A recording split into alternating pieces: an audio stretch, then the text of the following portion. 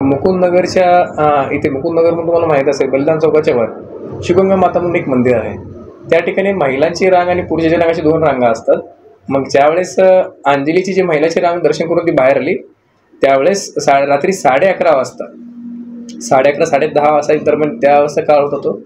त्यावेळेस तिचा एक ॲक्सिडेंट झाला. तिला एक म्हणजे तिथल्या ज्यावेळेस मी नव्हतो, समोर मी नव्हतो. तिथल्या जे लोकांनी ॲक्सिडेंट झालं पाहिलं होतं, त्यांनी लोकांनी सांगितलं की एक मुलगा होता, गाडी जो म्हणजे अंडर होता, तो 17-18 वर्षाचा असेल तो.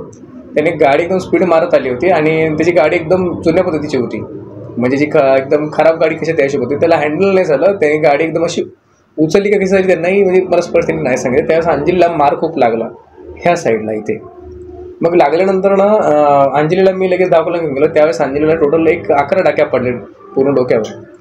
आणि ज्यावेळेस त्यांनी सांगितलं की एवढं काही झालं नाही नारायणकर, फक्त फाटलं आहे ते म्हणले मासवरचं, तुम्ही काही टेन्शन घेऊ नका. म्हणलं नाही सर, एक आपण कमी जास्तीसाठी आपण एकदा सिटी स्कॅन करून घेऊ.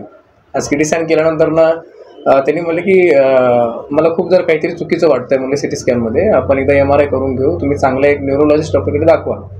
त्यावेळेस मी एक आपले इथे स्पर्श हॉस्पिटल म्हणून आहे, आता सध्या ते म्हणजे बंद झालेलं आहे. त्यावेळेस मी तिथे त्यांना घेऊन दाखवलं.